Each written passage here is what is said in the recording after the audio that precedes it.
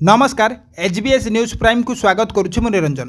बालेश्वर जिला औपदा ब्लॉक रु सामना को आसी एक हृदयस्पर्शी घटना। स्त्री स्वामी को छाड़ी अन्य जनक सह चली जिबा परे छोट झीटू को नहीं सृष्टि होइथिबा विवाद शिशु कल्याण समिति बा सीडब्ल्यूसी रो कार्यकलाप को नहीं प्रश्न उठिथिबा बेले दीर्घ 12 दिन धरी निज झील को खोजुथिले बापा। शेष में सांसद प्रताप चंद्र षडंगी हस्तक्षेप पर बापा और झील को महामिलन घटी। सूचना अनुसार औपदा ब्लॉक सुरीशपाल ग्रामर सत्यवान नायक ओडिशा बाहर काम करुले।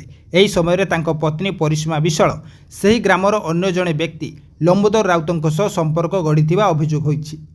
पर से स्वामी को छाड़ी चली जाइथिले, किंतु निज छोट कन्या संतान को स्वामी सत्यवान पाखरे छाड़ी देइथिले। घटनार मोड़ सेतेबेले बदली जाइथिला जेतेबेले जुलाई 21 तारिख शिशु कल्याण समिति बा सीडब्ल्यूसी कर्मचारी माने आसी झीटी को पड़ोशी घर नहीं जाइथिले। निज झील को फेराई आनिबा पई बापा सत्यवान बारंबार सीडब्ल्यूसी कार्यालय जाइथिले, किंतु प्राय 12 दिन धरी झील सह देखा करिवार सुजोग मिली नथिबा अभियोग होइछि।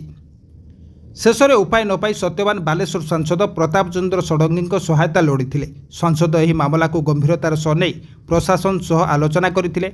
परे जना पड़िथिला जे झीलटी को नीलगिरी धोबशिला ग्रामर कृष्णसुकुरी ग्राम रे रखा जाइथिला। सांसद हस्तक्षेप पर अगस्ट 1 तारिख बापा हाथ को झील फेराई दि जाइथिला। सूचना मिली सीडब्ल्यूसी कार्यकलाप को तदंत पाई मुख्यमंत्री और जिलापाल सांसद चिठी लिखिथिबा मध्य जणा पड़िछि।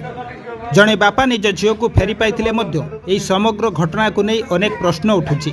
एही मामला रे संपृक्त कर्तृपक्षों पक्षरु अधिक स्पष्टीकरण अपेक्षा करा जाइछि। यह थिला संपूर्ण खबर। यही घटना संपर्क में नूतन सूचना मिलिले आमे आपनको अपडेट देबु।